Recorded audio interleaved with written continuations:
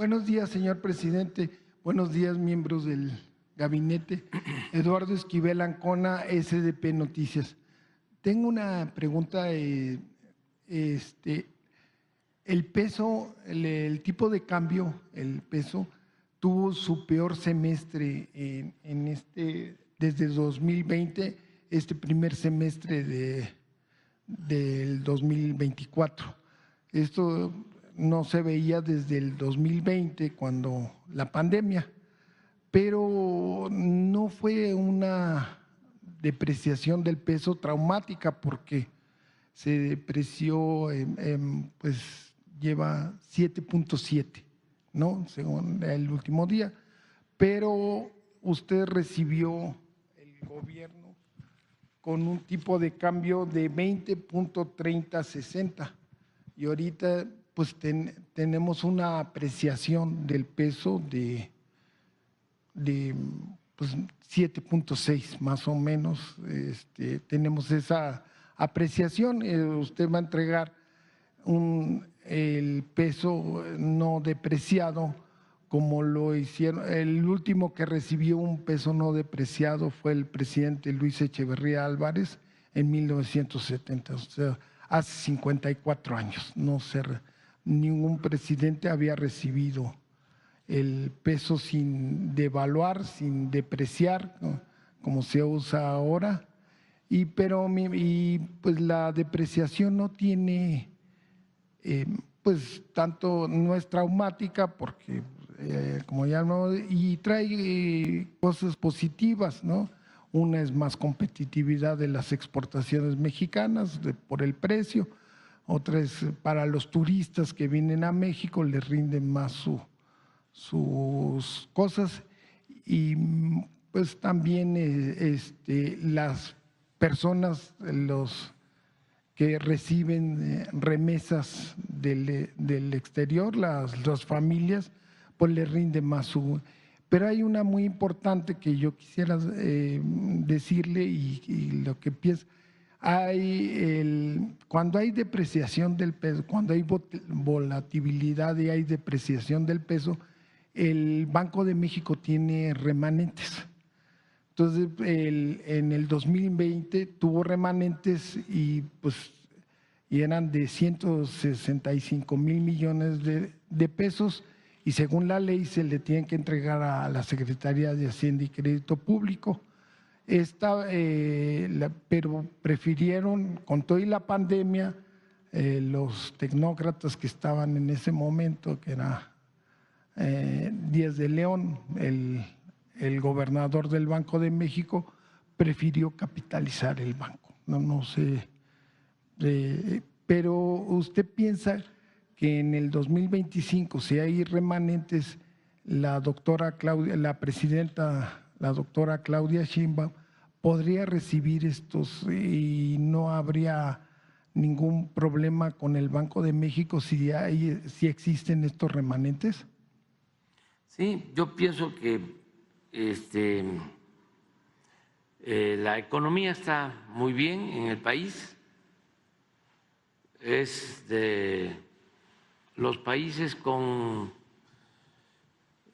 finanzas sanas en el mundo. En cuanto al tipo de cambio, en efecto, desde 1970 no se veía lo que se logró en este gobierno. Es el primer gobierno desde 1970 en el que no hay devaluación del peso. Y es cosa de poner la gráfica, incluso pedirle a Carlos Torres a ver si nos manda el último corte sobre la manera en que se ha apreciado el peso con relación a otras monedas en el mundo. claro, se llegó a estar a menos de 17 pesos, 16.50 por dólar, y a partir de la elección hace un mes hubo cierto nerviosismo, sí, y subió, llegó hasta 18.70, pues no pasó de ahí, 18.70, 18.80, no llegó a 19 y bajó, ya está, creo que como 18.40, 18, sí, así está hoy. Pero como tú lo mencionabas, cuando llegamos al gobierno estaba en 20.30. O sea, ya con esto ya podemos tener una idea de cómo el peso se ha fortalecido. Y si lo vemos históricamente, igual.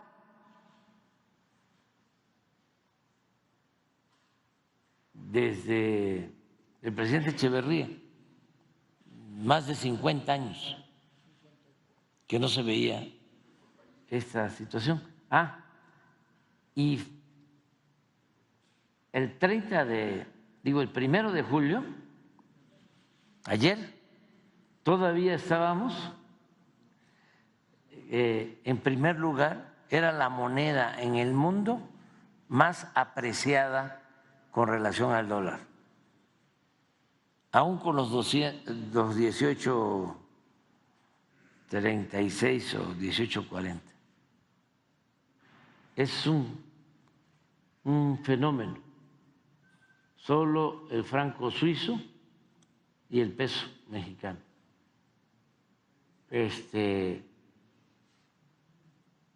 Y de ahí pues pueden ver ustedes, por ejemplo, el euro se ha depreciado 5.4 y así las otras monedas.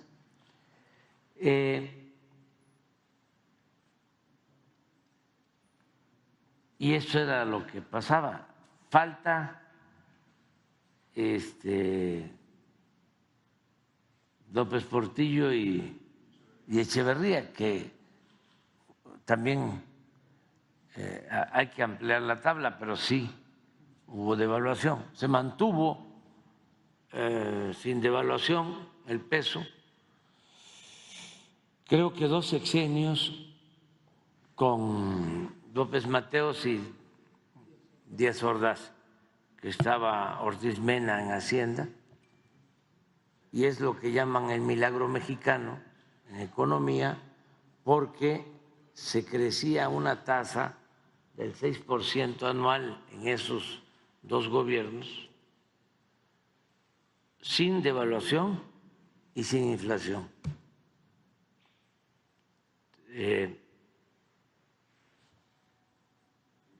Pero miren la devaluación con el licenciado de la Madrid. Sí, son 40, no, pero ya es con de la Madrid. Por eso es tanto.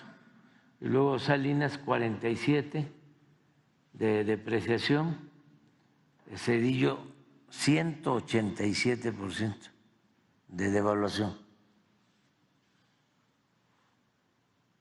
Fox 21%, Calderón 26%, Liceo Peña Nieto 56% y nosotros 10.4%,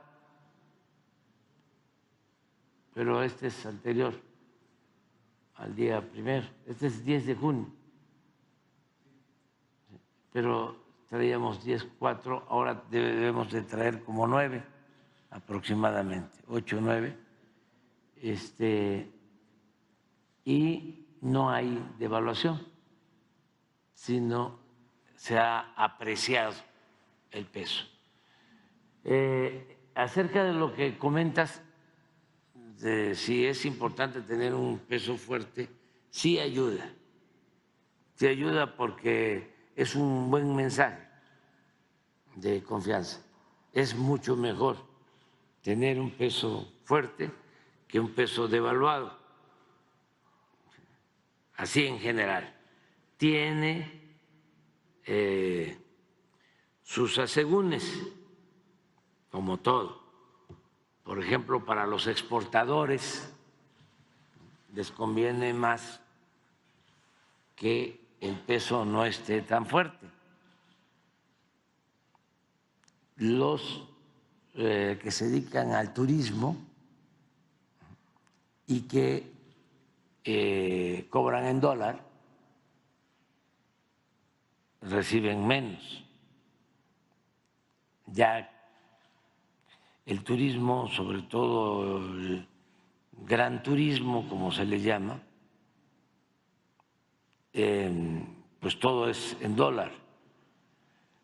También los que se benefician con remesas, nuestros paisanos que envían en dólar, sus familiares reciben menos. Me han dicho cuando voy a recorrer los pueblos que están con nosotros, no le hace que el peso esté fuerte, porque sí son 10 millones de familias que se benefician de lo que envían sus familiares, nuestros héroes y nuestras heroínas que están trabajando en Estados Unidos, los migrantes. Ahora que está a 18.30, les rinde más. Pero aun cuando el servicio de deuda, o mejor dicho, la deuda del país, no toda está contratada en dólares, solo es un 30%, además es en peso. Cuando sube el dólar, nos aumenta el pago del servicio de deuda. Entonces yo pienso que como está bien. Sí. Ya no queremos que se den más movimientos y mucho menos hacia arriba, pero está bastante estable la economía del país y vamos bien. Por ejemplo, ayer, a ver si nos manda Laura el informe del SAT sobre ingresos, porque es el corte del semestre. Hicieron el corte ayer. Van a ver cómo está la recaudación.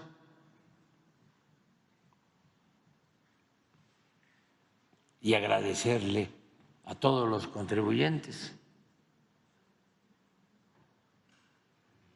porque nos ayudan mucho. Si no tuviésemos una buena recaudación de contribuciones, no quiero llamarle impuesto, sino contribución, tendríamos problema, pero no, está bien la economía. También no está abajo, incluso está subiendo poquito el precio de la mezcla de petróleo, aunque estamos exportando menos porque estamos reconvirtiendo toda la industria petrolera y estamos utilizando más crudo para las refinerías. Estamos produciendo más combustibles en México y no comprando las gasolinas en el extranjero. Pero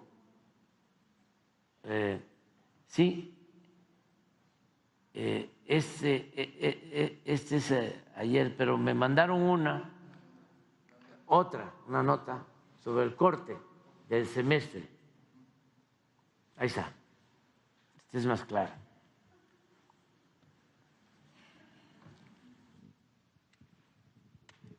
Estos son ingresos tributarios. Estos son los impuestos llamados de esa manera, ¿no? Que son contribuciones. Esto es IVA, es impuesto sobre la renta, todo lo que tiene que ver con ingresos tributarios. El año pasado, en el semestre, enero-junio, se recaudaron 2.275.000.000.000 de pesos. Y este año, en el semestre, son 2.526.000.000.000 de pesos. Es un incremento nominal de 251.000.000.000 de pesos. 251.000. En términos reales, es decir, descontando inflación, son 6.1% de incremento. Si le agregamos la inflación, pasa de 10%. Pero ya aquí es quitando inflación. 6.1. Esto va acorde con lo que presentamos en la ley de ingresos.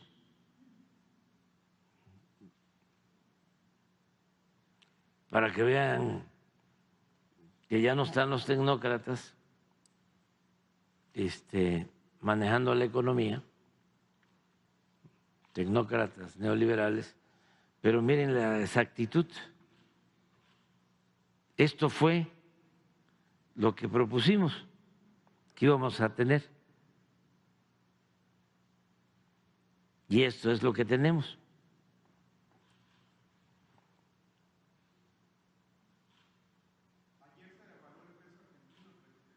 Sí, pero estamos exactos.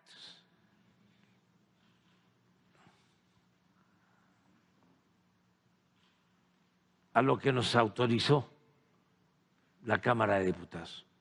Lo pueden constatar.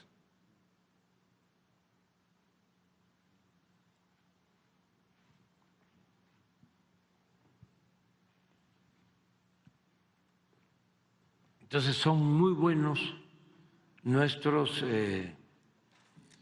economistas, nuestros técnicos de Hacienda, muy bueno desde luego el secretario de Hacienda, muy serio, un gran economista, Rogelio Ramírez de la O.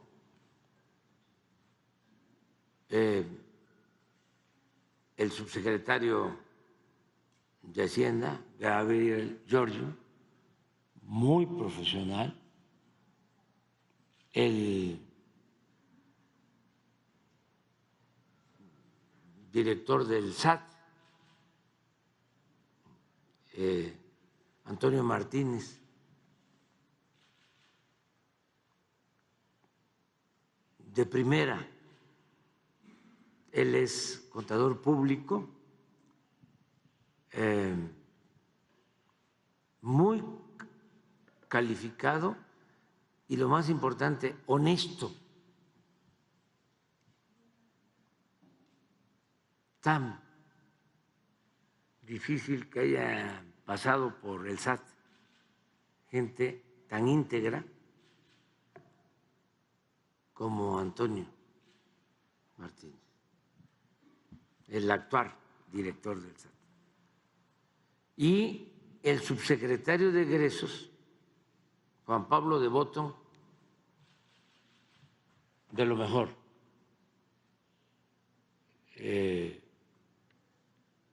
Un joven experto.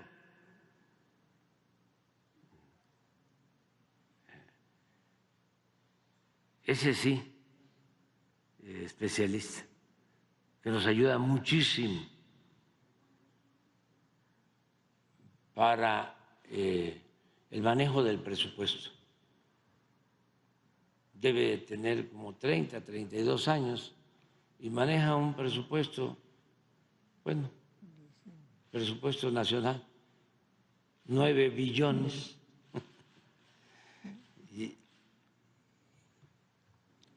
Y el equipo de primera, el equipo de Hacienda. Acerca de las utilidades del Banco de México, pues no nos han querido a nosotros dar utilidades. La verdad es que como se ha fortalecido el peso, no han tenido muchas utilidades, y cuando tienen utilidades, antes que no nos veían con buenos ojos, ya cambiaron, porque saben que somos nosotros respetuosos de la autonomía del Banco de México. Yo creo que es lo mejor. Nosotros no nos hemos metido en el manejo de la política financiera, es un asunto del Banco de México, es un organismo autónomo.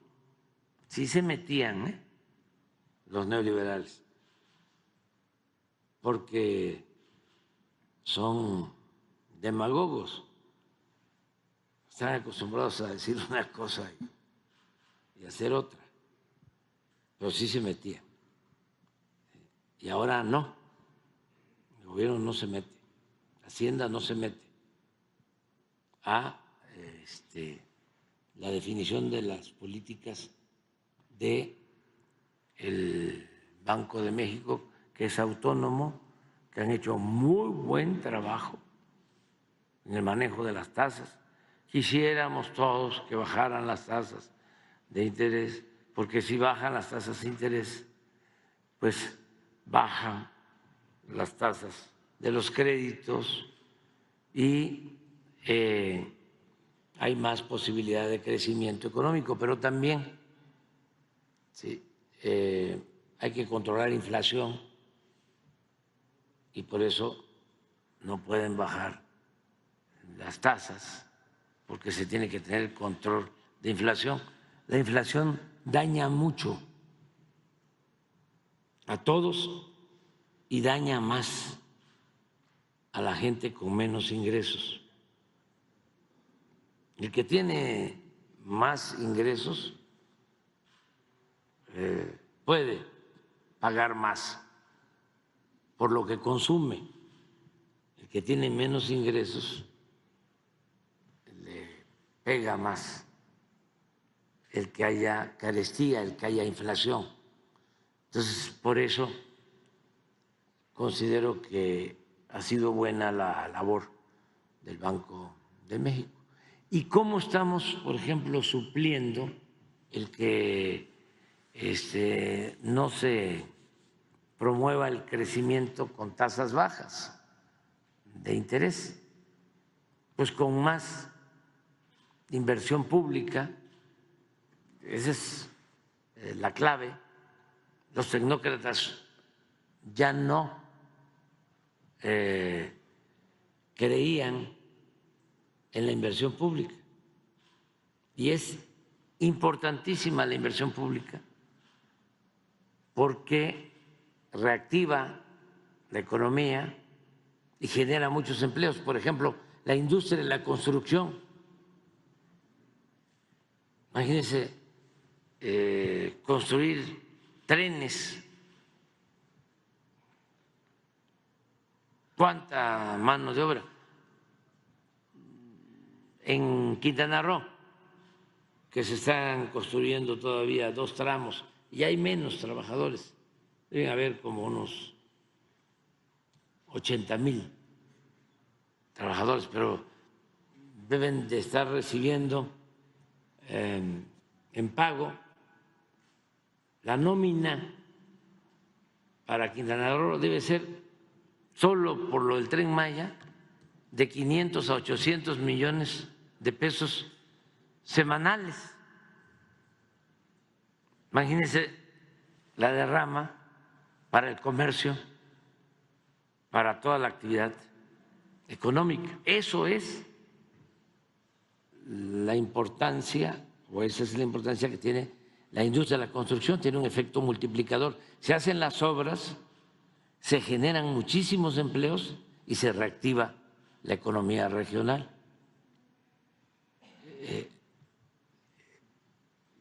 Por eso sí se puede suplir el que se tengan tasas altas. Sí. No es lo ideal, pero sí se puede avanzar si hay inversión pública y si está bien orientada, destinada a la inversión pública, sobre todo a la industria de la construcción. Hay que, lo que está planteando la presidenta electa, ¿no?, que va a construir 1 millón de viviendas. Imagínense, no solo el beneficio para